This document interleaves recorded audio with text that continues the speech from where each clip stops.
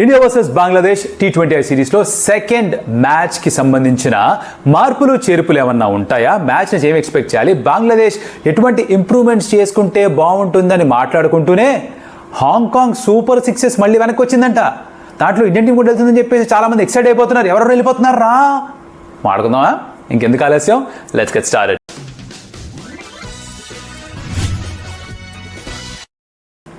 Welcome to some tales. నా పేరు Kaushik and the first thing is what అంటే India versus Bangladesh T20 series start అయింది కదా. ఫస్ట్ మ్యాచ్ ఆడుతూ పాడుతూ అని ఫినిష్ చేశారు ఇండియన్ టీం మొత్తం అంతా కూడా. రెండో మ్యాచ్ కూడా ఢిల్లీలో అలానే జరుగుతుందేమో అని అందరూ అనుకుంటున్నారు. పాసిబిలిటీ ఉంది, ఎందుకంటే బంగ్లాదేశ్ చాలా బ్యాడ్గా ఆడుతున్నారు. పైగా వాళ్ళ కెప్టెన్ షాంటో అన్నట్టుగా మా బ్యాటర్స్కి 180 కొట్టడం రావట్లేదు, మా ఇంట్లో ఆడినప్పుడు 140, 150 కొట్టడం మాకు అలవాటు అయిపోయింది, 180 ఎలా స్కోర్ చేయాలో తెలియక షాట్లు ఎక్కువ ఆడేసి అవుట్ అయిపోతున్నాము అని ఒక స్టేట్మెంట్ ఇచ్చాడు పాపం. అది వినగానే కొంచెం బాధేసింది నాకు. అంటే బిడ్డలు కష్టపడుతున్నారు, తల్లడిల్లిపోతున్నారని చెప్పేసి కొంచెం బాధ అనిపించింది. కానీ ఏం చేస్తాం, ఎంత చెట్టుకు అంత గాలన్నట్టుగా ఇంతకు మించి వాళ్ళు పర్ఫామ్ చేయలేకపోతే okay, but still let's just hope that they should make some changes and come. Tamim Iqbal వాళ్ళ ఫార్మర్ క్యాప్టెన్ షాంటాతో మాట్లాడుతూ చెప్పాట, మెహదీ హసన్ మిరాజ్తో ఓపెన్ చేయించు, అది బాగుంటుంది ఇమాన్ స్థానంలో అని. ఈ మార్పు ఏమన్నా చేస్తారేమో చూడాలి మరి. సరే, వాళ్ళ ప్లేయింగ్ లెవెల్ అవన్నీ పక్కన పెడితే ఇండియా నుంచి ఏం ఎక్స్పెక్ట్ చేయొచ్చు, ఏం మార్పు ఉండొచ్చు అంటే హర్షిత్ రాణా కూడా ఆడేశారు అనుకో, ఆ కేకేఆర్కి కూడా తనలేపు మొదలవుతుంది. ఎందుకంటే అలాగో సన్ రైజ్ హైదరాబాద్కి, లక్నో సూపర్ జైంట్స్కి ఈ అన్క్యాప్డ్ ప్లేయర్స్ క్యాప్ట్గా మారిపోయిన తర్వాత కేకేఆర్ ఎందుకు వదలాలి? వాళ్ళకు కూడా జలబల జంగ్ చేయాలిగా. అంటే హర్షిత్ రాణా కూడా ఆడించాలిగా, ఎవరి ప్లేస్లో ఆడించాలి అనొచ్చు. సరే, రెండో మ్యాచ్ కాకపోయినా మూడో మ్యాచ్లో ఆడిస్తే బాగుంటుంది. బయట టాక్ ఏమిట్రా అంటే తిలక్ వర్మ తనని ఆడించవచ్చు, అలాగే హర్షిత్ రాణా వీళ్ళిద్దరిని ఆడించవచ్చు. బట్ ఇద్దరిని ఆడించాలంటే మయాంక్ యాదవ్, నితీష్ కుమార్ రెడ్డి బయటికి వెళ్ళాలి. మొన్నే డెబ్యూ చేసిన తర్వాత సెకండ్ మ్యాచ్లోనే పక్కన కూర్చోబెట్టేస్తారా? Maybe not. ఈ మ్యాచ్ గెలిచేస్తే మూడో మ్యాచ్ ఎలాగో ఇంకా ఇన్కాన్సిక్వెన్షియల్గా మారిపోతుంది కాబట్టి అప్పుడు మార్పులు ఏమైనా చేస్తారేమో అనుకుంటున్నాను. That's what I want. But any which way at some point of time I hope Harshit Rana కూడా ఆడేస్తే, తను క్యాప్డ్ అయిపోతే అందరికీ సమన్యాయం చేయాలి, అందరికీ తలనొప్పులు ఉండాలి. ఇది నేను కోరుకునేది.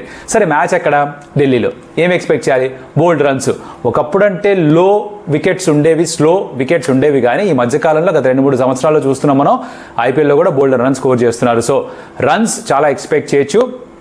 I would typically want to see India bat for score lot of runs. అంటే బేసిక్గా మరి చేజ్ చేసినప్పుడు 10-12 ఓవర్లో మ్యాచ్ అయిపోతే అప్పుడే అయిపోయిందా? నేను ఇప్పుడేగా ఆఫీస్లో మీటింగ్ పూర్తి చేసుకొచ్చాను కొంతమంది, ఫ్రెండ్స్తో ఇప్పుడే కదా మాట్లాడుకుని వచ్చాను కొంతమంది, అంతలోపల మ్యాచ్ అయిపోతే ఎట్టా అని కొంతమంది ఇలా హర్ట్ అవుతున్నారు. సో ఇండియా మొత్తం బ్యాటింగ్ చేస్తే కనీసం అదన్నా చూసి సంతృప్తి చెందుతారేమో అని చెప్పేసి ఒక చిన్న కక్కుర్తి అనమాట on behalf of all the Indian cricket fans. అది నేను ఓకేనా, మీ తరఫున అది కోరుకుంటున్నాను. బేసిక్గా ఇదేనమ్మా, అంతకంటే ఎక్కువ పెద్దగా ఎక్స్పెక్ట్ చేసేదేం లేదు ఈ మ్యాచ్లో. అయిపోయిన తర్వాత ఎలాగో రివ్యూలో మాట్లాడుకుందాం.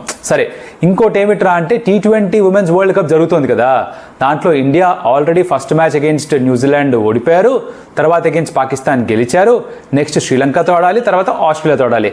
ఈ Australia at the time of shooting this video New Zealand ఓడించారు, మరి చిత్తుగా ఓడించారు. వాళ్ళు 148 కొట్టి వాళ్ళు 88 ప్యాక్ చేశారు న్యూజిలాండ్ని. సో ఆస్ట్రేలియా న్యూజిలాండ్ కొట్టింది కాబట్టి ఇప్పుడు ఇండియా ఆస్ట్రేలియాని కొట్టాలి శ్రీలంకను కొట్టిన తర్వాత. అప్పుడే ఆ సెమీస్కి వెళ్ళే ఛాన్స్ ఉంటుంది. నెట్ రన్ రేట్ కూడా మళ్ళీ ఈక్వేషన్లోకి వస్తుంది. పైగా ఏషియా కప్ ఫైనల్లో శ్రీలంక ఇండియా కొట్టిన తర్వాత వాళ్ళు చాలా హైలో ఉన్నారు.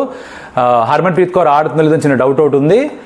కొంచెం అంత గొప్పగా అనిపించట్లేదు. Hopefully they turn it around, because dot balls ఎక్కువ ఆడుతున్నారు. శృతి మందన్ అని చెప్పింది తనే, దట్ ఇంత dot ball percentage against Pakistan నాకు పెద్దగా నచ్చలేదు, జీర్ణించుకోవడం కష్టంగా ఉంది అని. మేబీ ఆ వికెట్స్ ఏవైతే కొంచెం స్లోగా కొంచెం టర్న్ అవుతున్నట్టుగా ఉన్నాయి కాబట్టి స్ట్రోక్ మేకింగ్కి అంత అనుగుణంగా లేవు. అందుకనే షఫాలి వర్మ, శృతి మందన కాస్త ఇబ్బంది పడ్డట్టుగా అనిపిస్తుంది ఇప్పటిదాకా. చూద్దాం ఏం జరుగుతుందో, will have to wait and see. సరే, శ్రీలంకతో ఒక మ్యాచ్ ఉంది, అది గెలిస్తే ఆస్ట్రేలియాతో డూ ఆర్ డే మ్యాచ్గా మారిపోతుంది. ఇది ఎందుకో నాకు men's T20 world cup of 2021 గుర్తొస్తున్నట్టుగా అనిపిస్తుంది. నాకు నచ్చట్లేదు కానీ అదే గుర్తొస్తుంది. సరే, చూద్దాం ఏం జరుగుతుందో. Moving on, next important point ఏమిటంటే అందరూ దీని గురించి మాట్లాడుతున్నారు భయ్యా. సడన్గా హాంకాంగ్ సూపర్ సిక్సెస్ తిరిగి వెనకొచ్చేస్తుంది, ఇండియా ఆడేస్తుంది, ఎవరు వెళ్ళిపోతున్నారు అని చెప్పి టెన్షన్లో. అంటే సూపర్ సిక్స్ అంటే ఎలా ఉంటుందని ఊహించేసుకుంటున్నారు. అంటే ఇప్పుడు ఇది ఫస్ట్ టైం స్టార్ట్ అయింది 1993లో. అప్పటి నుంచి 97 దాకా కన్సిస్టెంట్గా ఆడి, తర్వాత మధ్య చిన్న గ్యాప్ ఇచ్చి 2001 నుంచి 12 దాకా ఆడి, తర్వాత మళ్ళీ గ్యాప్ ఇచ్చి 17లో ఒకసారి ఆడి మళ్ళీ ఇప్పుడే ఆడుతున్నారంట. ఇండియా ఆడేసి 12 సంవత్సరాలు అయిపోయింది. 2012లో ఎప్పుడు ఆడారు, ఒకసారి ఏదో గెలిచారు. అయితే స్టార్టింగ్లో 93లో అప్పుడు ఉన్నప్పుడు స్టార్ట్ చేసినప్పుడు ఏమిట్రా అంటే సచిన్ టెండూల్కర్, వసీం అక్రమ్, వకార్ యూనస్, అనిల్ కుంబ్లే ఇలాంటి ప్లేయర్స్ కూడా వీళ్ళు ఆడారు. అప్పట్లో ఏమిట్రా అంటే ఎగ్జిబిషన్ మ్యాచెస్ అంటే ఎక్కువ ఉండేవి కాదు. ఇప్పుడంటే బోల్డ్ T20 లీగ్స్ కానీ అప్పుడు ఇంటర్నేషనల్ క్రికెట్ మాత్రమే. అండ్ సంవత్సరం మొత్తంలో చాలా గ్యాప్స్ ఉండేవి. సో ఇలాంటి టోర్నమెంట్ ఉంటే ఐసీసీ బిడ్డ నువ్వు నిర్వహించుకో, హాంకాంగ్ క్రికెట్ నా ఆశీస్సులు నీకు ఉంటాయి అని చెప్పేసరికి ఇండియా, పాకిస్తాను, న్యూజిలాండు వీళ్ళందరూ కూడా వాళ్ళ మెయిన్ ప్లేయర్స్ని పంపించేవాళ్ళు.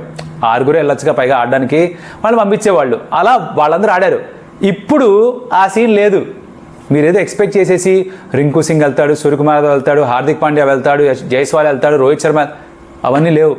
ఏమిట్రా అంటే ఈ టోర్నమెంట్లో మహా అంటే ఈ మన లెజెండ్స్ లీగ్ ఆడేవాళ్ళు, రిటైర్ అయిపోయిన వాళ్ళు, ఇప్పుడు ఇండియాకి ఆడని వాళ్ళు ఎవరన్నా ఉంటే, అది కూడా కాంట్రాక్ట్లో లేని వాళ్ళు ఎవరైనా ఉంటే వాళ్ళు వెళ్తారేమో.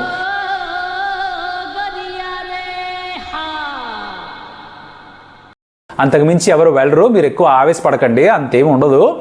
బట్ ఆఫ్ కోర్స్ ఎంటర్టైన్మెంట్ కావాలి అంటే నవంబర్ 1 నుంచి 3 దాకా జరుగుతుంది టోర్నమెంట్. చూసి ఎంజాయ్ చేయొచ్చు. 6 ఉంటారు ఒక సైడ్లో, అందుకే it's called Hong Kong super 6s like the name suggest. And wicket keeper తప్ప ప్రతి ఒక్కళ్ళు కూడా కనీసం ఒక ఓవర్ వేయాలి. ఓవర్కి 6 బాల్స్ ఉంటాయి. ఫైనల్లో మాత్రం ఓవర్కి 8 బాల్స్ ఉంటాయట. అండ్ బ్యాటర్ ఎవరైనా సరే 31 రన్స్ కొడితే రిటైర్డ్ అవుట్ అయిపోయి బయటకు వెళ్ళిపోవాలి. మిగతా వాళ్ళందరూ అవుట్ అయిపోతే మిగతా వాళ్ళందరూ రిటైర్డ్ అవుట్ అయితే అప్పుడు మళ్ళీ వచ్చి బ్యాటింగ్ చేయొచ్చంట. మన గల్లీ క్రికెట్లో లాస్ట్ మ్యాన్ బ్యాటింగ్ అది ఇక్కడ ఉంటుంది. అంటే 5 అవుట్ అయిపోతే ఆ లాస్ట్ మ్యాన్ మటుకు బ్యాటింగ్ చేయొచ్చు, తన కూడా అవుట్ అయ్యే వరకు. ఎవరో ఒకళ్ళు టీం వాళ్ళు నాన్ స్ట్రైకర్ ఎండ్లో ఉంటే రన్నింగ్ మాత్రమే చేయాలి. లాస్ట్ మ్యాన్ బ్యాటింగ్ ఉంది ఇక్కడ. ఫ్లెక్సిబిలిటీ ఇచ్చారనమాట.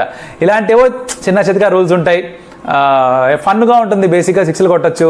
సో నాకు తెలిసిన వార్త ఏమిట్రా అంటే ఏ ప్లేయర్లో ఇప్పుడు చెప్పను కానీ, బికాజ్ ఒఫీషియల్గా ఇంకా అనౌన్స్ కాలేదు కాబట్టి, కొంతమంది లెజెండ్స్ లీగ్ క్రికెట్ ఆడుతున్న వాళ్ళు వెళ్తున్నారు అని చెప్పేసి కొన్ని వార్తలు వినిపించాయి నాకు.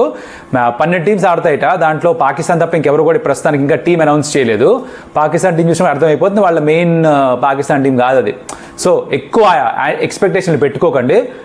6లు 4లు బాగానే ఉంటాయి. 6 ఆడతారు కాబట్టి 4 ఫీల్డర్స్ ఉంటారు. అండ్ రకరకాల స్ట్రాటజీలతో ఆడుతూ ఉంటారు. 6లు 4లు ఎక్కువ కొడుతుంటారు.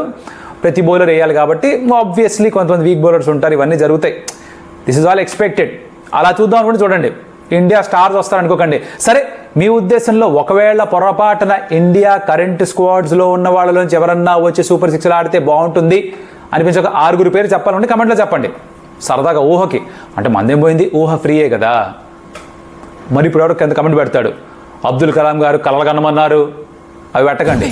మళ్ళీ వేస్తాడు. ఏం కౌంటర్ సార్ ఇవి. మీలో నీ కామెడీ యాంగిల్ కూడా ఆడుకోవచ్చు. ఊహే కాబట్టి పెట్టుకోండి కమెంటు. అండ్ ఎక్కడ వీడియో నచ్చుంటే కనుక టిపికల్ హౌస్ కీపింగ్ డ్యూటీస్, ఆ థమ్స్ అప్ దోస్త్ సైన్ చెప్పేశారు అనుకోండి. నాకు యూట్యూబ్ మాబర్కి తెగ నచ్చింది ఆ దోస్త్ మేరా దోస్త్ అని పాట పాడేస్తే ఈ వీడియోని ఇంకా చాలా మందికి చూపిస్తారు. అలా కొత్త ఆడియన్స్ మన ఛానల్కి వస్తారు. ఈ కొత్తగా ఎవరైనా చూస్తున్న వాళ్ళు ఉంటే, సబ్స్క్రైబ్ చేసుకోకపోయి ఉంటే కనుక do with subscribe button, because అది హెల్ప్ అస్ గ్రో. అండ్ మాకు ఇంకా మోటివేషన్ వస్తుంది అడిషనల్ వీడియోస్ చేయడానికి, కొత్త వీడియోస్ చేయడానికి. ఆ పనిలో మేము ఉంటాం. మీ లైక్, సబ్స్క్రైబ్, షేర్ పనిలో మీరు ఉండండి. And hopefully you enjoy the video. మరొక వీడియో మళ్ళీ కలుస్తా. అప్పటిదాకా సెలవు మరి. అదియోస్ అమిగో.